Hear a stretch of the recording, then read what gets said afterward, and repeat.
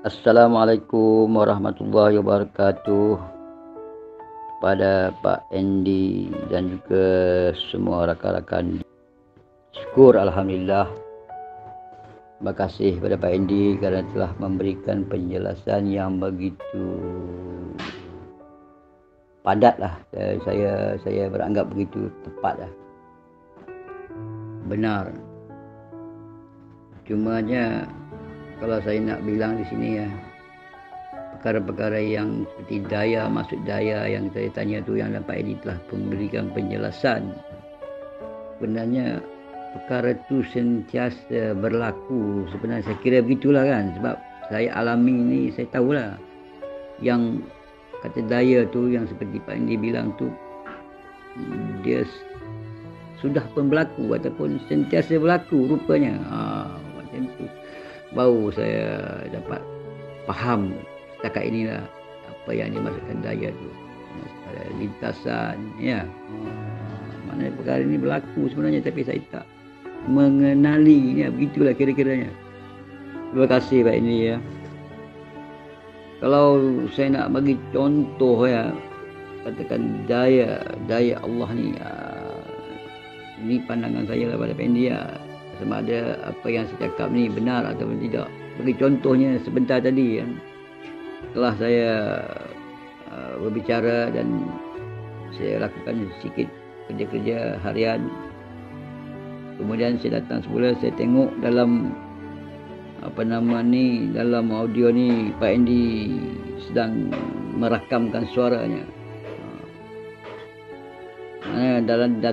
Bila saya lihat begitu, saya tak tahulah apakah tajuknya yang akan diulas oleh Pak Andy. Malahnya saya memberi penekanan memang berat kepada ini, pasti Pak Andy menjawab apa yang saya mohonkan tadi.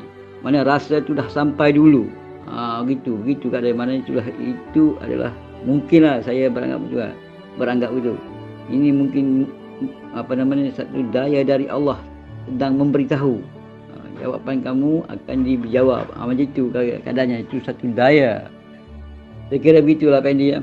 Mana maksudnya perkara ni dia sentiasa, daya dia sentiasa berlaku. Cumanya kita tak sedar, kita tak faham ya. Jadi terima kasih Pak Andy. Dengan penjelasan ini, sama-sama lah kita, mana-mana yang kawan-kawan yang masih belum faham, kita meneliti apa yang Pak Andy bicarakan ini adalah bagi saya memang benar belaka. Sebab ianya berlaku di atas diri kita masing-masing. Jadi dengan itu saya mengucapkan lagi sekali ribuan terima kasih. Wabillahi taufiq wal hidayah. Wassalamualaikum warahmatullahi wabarakatuh. Alhamdulillah jika bisa dimengerti Pak Cik. Jadi ini kita sambung lagi sedikit lah. Mengenai daya tuh memang selalu terjadi setiap hari. Setiap hari, setiap jam, setiap menit, setiap detik itu selalu ada.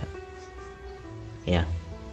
Karena sejatinya kita ini kan hanya wayang. Kita ini hanya digerakkan oleh Sang Dalang. Jadi maknanya adalah segala sesuatu kita tuh pasti mengikuti daya, pasti ada daya, pasti ada perintah. Cuma kadang tak paham kita. Ya. Jadi sebenarnya bukan daya itu yang hilang, tetapi kepekaan rasa kita itu yang hilang. Sehingga kita tak memahami bahwa itu sejatinya dari Allah. Jadi selalu terjadi setiap hari. Mungkin berbeda bahasa aja. Ya. Jadi daya, perintah, rasa, apalagi dorongan, itu semua satu. Tapi beda kata, beda bahasa aja. Padahal maknanya satu, tujuannya satu. Ya. Kalau nggak percaya, apa saja contoh-contoh yang lainnya ini wajib kita contohkan. Bahwa segala sesuatu itu kita mengikuti daya. Ya. Contohnya kita nggak mandi nih.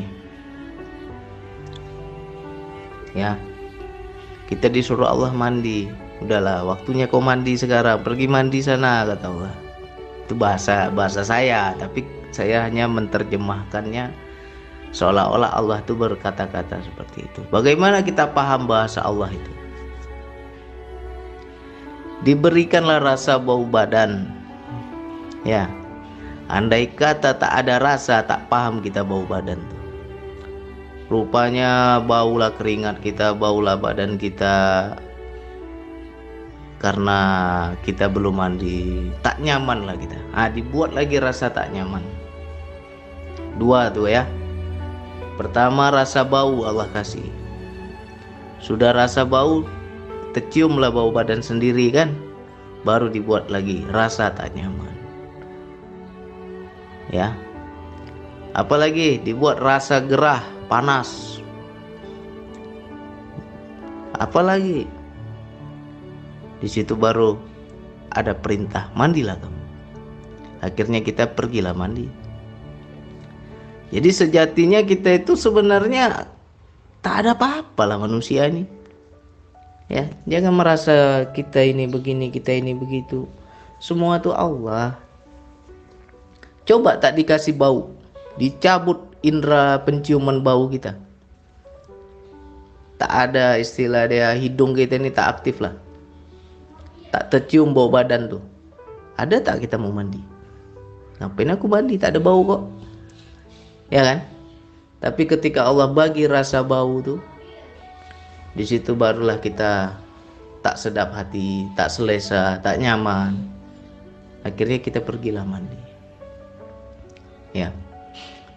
Jadi kalau kita mau ingat-ingat, segala yang kita lakukan itu tak adalah diri kita ya. Allah semua. Dia tahu kapan waktunya kamu mandi, kapan waktunya kamu makan, kapan waktunya kamu tidur, kapan waktunya kamu apa istilah dia yang lain-lain, kapan tahu Allah. Kapan waktunya kamu buang air, kapan kamu waktunya pergi ke tandas, Allah tahu.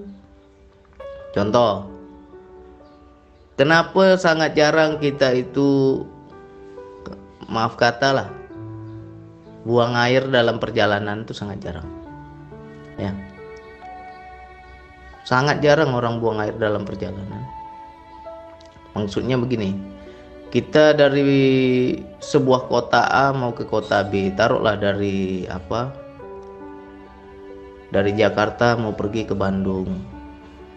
Dalam perjalanan tuh ada tak kita istilah dia, maaf cakap, terberak kita di dalam mobil tuh? Tak ada kan? Allah hanya kasih alarm ya, kasih warning aja. Dikasih kita perut kita sakit tapi tak keluar. Kita masih boleh tahan.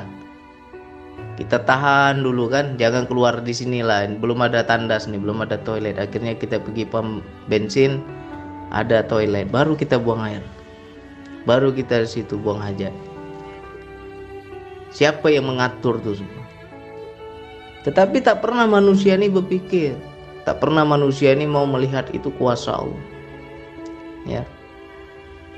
Jarang kita dengar orang dalam perjalanan tuh terberak dari situ, jarang. Pasti dikasih tahan dulu, nanti ada toilet barulah bisa kita melepas ya kan. Siapa yang mengatur itu semua? Di situ sangat hal-hal yang sering terjadi dalam kehidupan, tapi tak pernah kita lihat itu Allah. Ya kan? Andai kata manusia ini tak dibagi rasa, tak dibagi daya,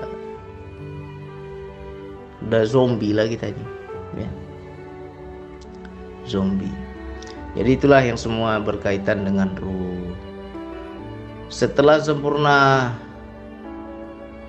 bentuknya, maka kutiupkanlah ruhku, kata Allah. Ruh Allah itulah berkaitan dengan rasa. Apa Allah bilang, kami beri mereka pendengaran, penglihatan, dan hati. Pendengaran, penglihatan, dan hati. Ketiga tuh berkaitan dengan rasa, dengan ruh. Ya. Jadi sama. Aduh, aku kok tak nyaman ya, aku badanku kok lemas ya, kok nggak segar ya. cium bau badan sendiri aja nak pingsan kita rasanya, ya, baru bau badan sendiri, belum lagi bau badan orang, ya kan? Nah, itulah rasa dikasih oleh Allah, sehingga kita bisa paham, oh waktunya sekarang aku mandi. Tak mau mandi juga makin bau Allah bikin badan kita, ya kan? Makin bau makin tak nyaman, berarti kan sudah dipaksa mandi cepat, mandi cepat, mandi cepat, kata Allah. Ya tak? Itu hal kecil yang selalu terjadi dalam kehidupan, tapi kita tak paham hakikatnya itu Allah. Itulah bahasa Allah. Ya. Apalagi contoh yang lain, Bang? Ya, ini kita kasih lagi contoh yang lain ya. Contoh yang lain. Bang, istri saya tiap hari merepet aja, Bang, merepet. Ngomel aja, Bang. Kenapa? Ngomelnya seperti apa? Ya, tak sabar dia, saya tak ada uang. Itu juga bahasa Allah. Jangan kita marah sama istri. Ya. Jadi pernah saya, ini cerita saya lah, bukan cerita orang lain lah. Saya itu masa-masa saya mabuk ketuhanan itu saya gila berzikir, tak mau bekerja. Jadi saya mengharap Allah yang jamin. Allah yang jamin, aku gila zikir aja, nanti Allah akan jamin rezekiku. Rupanya disitulah tipu daya setan, ya kan?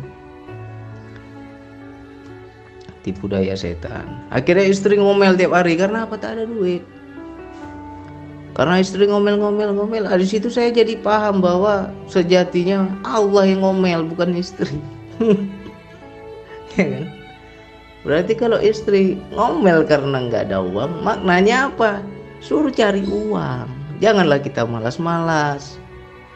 Suruh kerja, berusaha. Itu bahasa Allah, cuman melalui istri. Ya. Contoh lagi apa? Bahasa Allah itu, kita dikejar anjing. Anjing itu belum kejar, baru menggonggong saja, tapi dikasihlah rasa takut oleh Allah. Ketika kita takut, kita ada tak berpikir? Tak ada kita berpikir, kita hanya mengikuti rasa. Akhirnya apa yang kita lakukan? Berlari. Ya. Coba andai kata kita dikejar anjing, tak ada rasa takut, pasti kita diam saja, digigit lah kita. Ya tak? Itulah bahasa rasa Allah itu. Hari-hari terjadi, cuma kita tak paham itu Allah. Ya. Hari-hari selalu. Itu daya, itu rasa, itu ilham, itu perintah, itu dorongan. Sama semua itu, cuma beda bahasa aja. Jadi mudah-mudahan ini bisa kita pahami. Ayo, segala gerak hidup kita lihat Allahnya. Ada nggak kita bisa membaca itu Allah? Ya.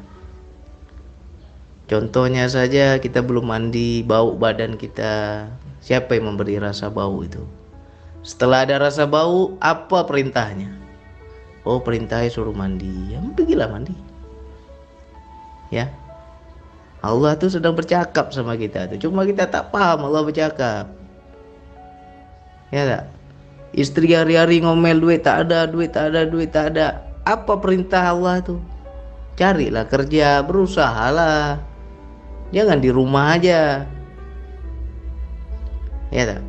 Harus baik hidup kita, harus berusaha. Nah, di situ pelan-pelan saya memahami, oh Allah yang bercakap. Makanya kalau istri saya ngomel, saya tak marah.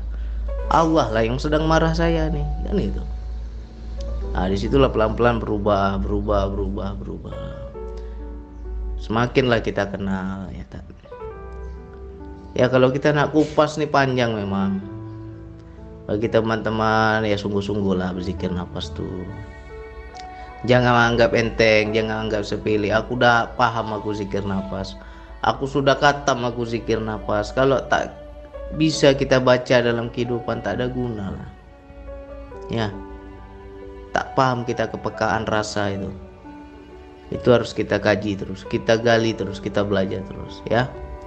Mudah-mudahan ilustrasi dan perumpamaan ini bisa dipahami. Ya, sekian dari saya. Wassalamualaikum warahmatullahi wabarakatuh.